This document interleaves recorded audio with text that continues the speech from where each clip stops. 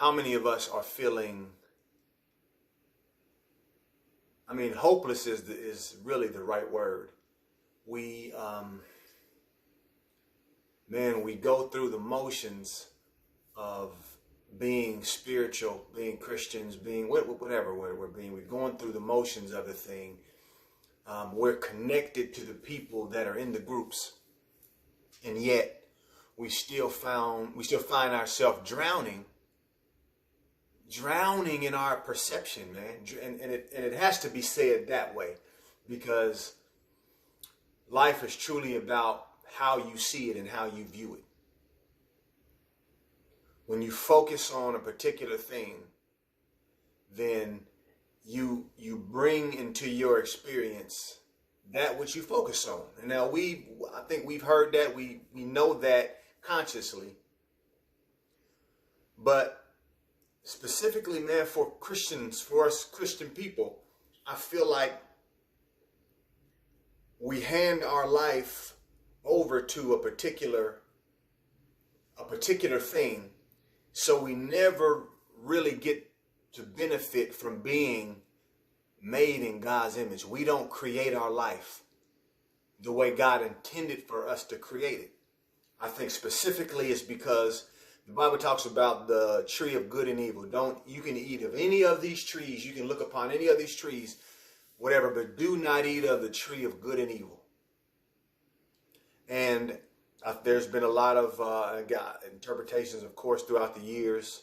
Some people, I think, gloss over it. They don't, it's what it is. We know we're in sin, so, we accept Jesus to get us out of this particular predicament.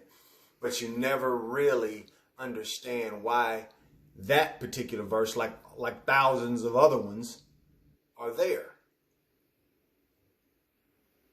The Bible is a picture of you. It's a picture of coming into this physical world and moving through this particular physical world, eventually landing on the Christ, landing on what God has intended for you to be. And really, Christ is not an ending point. Christ is really a method. It's the way. Yeah, Jesus is the way. But we have to look at it differently than how we've been looking at it, specifically because of the time that we're in now. I'm not here to change anything. To tell you the truth, even the stuff that I have to say is so old, it's ridiculous. But I thank the Spirit of God, which is in me, for bringing me to this point, because this is truly a breaking point that we all have to get to, where you are journeying from. You still have to use the technology of the mind of God, of the Christ mind, to get you to where you got to go. And some of that I'm not going to even, because it's so seriously huge. I can't talk about that right now. But specifically, the tree of the knowledge of good and evil. What is God telling you from that perspective? As we come into this earth and we're physically born, we go through the motions of being men and women. We're always going to encounter what's common to man. The frustrations, the pains, the joys. All of these things are common to man inside of the physical world. So we're always going to have the same experiences. We're always going to have the same things come our way eventually. The tree of the knowledge of good and evil simply is referring to separation. And I think there's been people commentary alluding to that, talking about that, but it seems like they always stop someplace. They introduce that framework and they stop. And to me, it never gets me to the point, or has gotten me to the point where now I'm getting to, because I've allowed God to give me, I've opened up myself so God can give us new revelation, new wine. Because again, you cannot pour new things into old things, because they don't mix and they're blocking one another. So you have to be willing to surrender to everything that God is giving you and handing you. So Understanding the knowledge of good and evil is just simply separation. Here you have good and here you have evil. They're separated. So it's a picture of separation. When you decide to believe something is good and something is evil outside of the direction or the wisdom of God, then you separate yourself from a really innocent place. You know, the Bible talks about, you know, come as a child. You know, there's an innocence of truth and belief, you know, from a child. A child just believes, you know what I mean? It doesn't have anything in the way until it does, you know, to separate it. So God is trying to tell you who you are. And in this season and in this day and age, you have to understand who you are, because it's the catalyst to get you where God is trying to get you.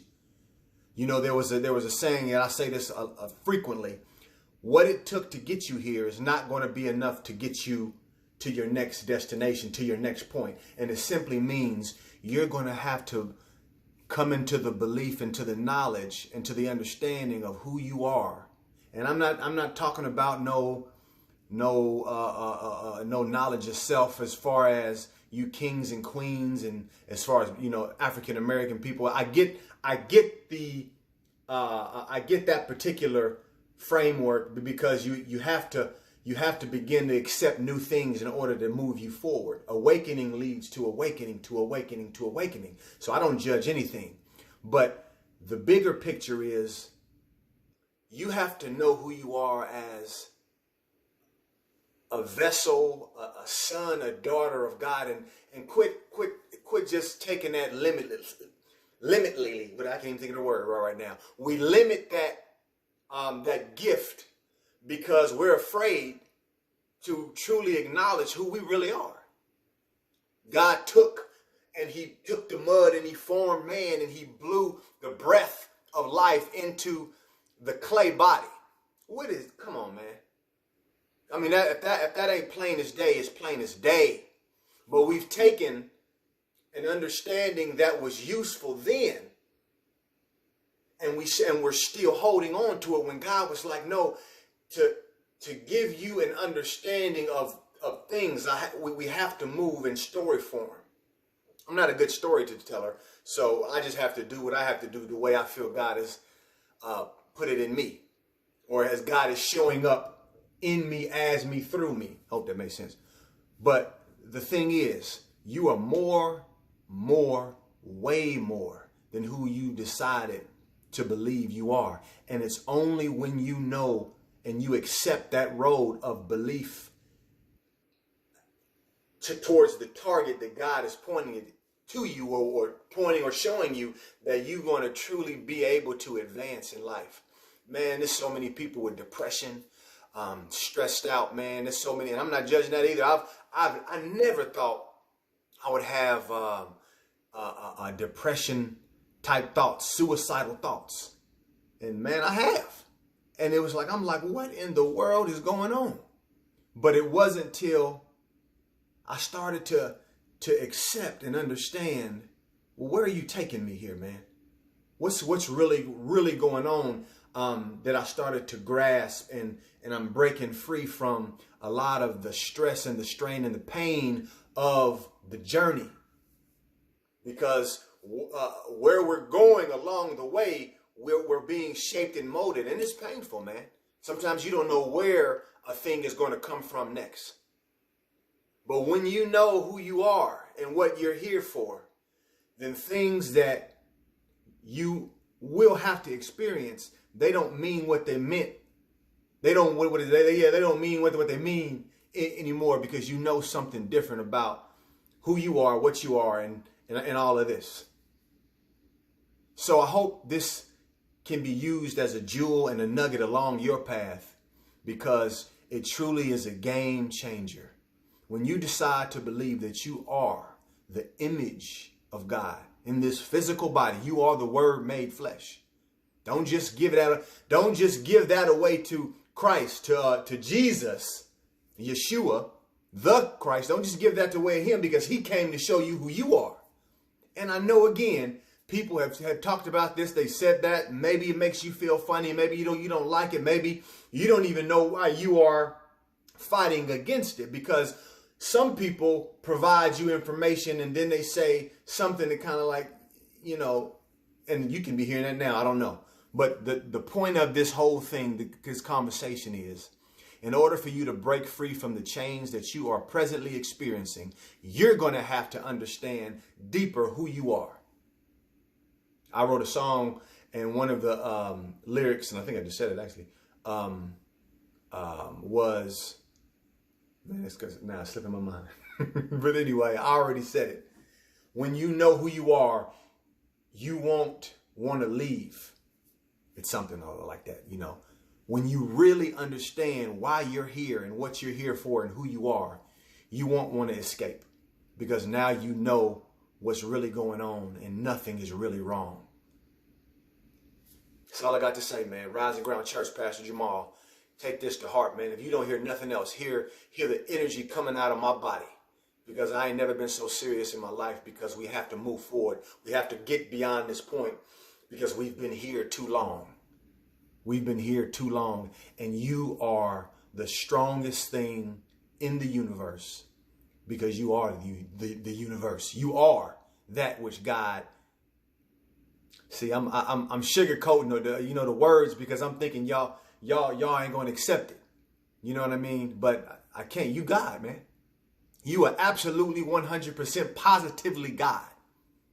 In this form, in this body. Now, the truth of it is, when we explain these things, in the body means you are conditioned. To be conditioned is to be inside of a thing. You can't go beyond where you're conditioned or programmed to be. And I'm saying that in a more spiritual, holistic point. God, which we call God the Father, is not conditioned. So there's nothing to bind God up. So God puts himself in you, and you read the scripture. God formed man out of dust, and he blew the breath of life, and man, that's what it is. The breath of life is God, man. You have to get this now, because your destiny it depends on it. Your destiny depends on it. Everything that you have desired, the things that God is bubbling up inside of you and has given you to create in this earth, is today, this day and age, is contingent on you believing who you are.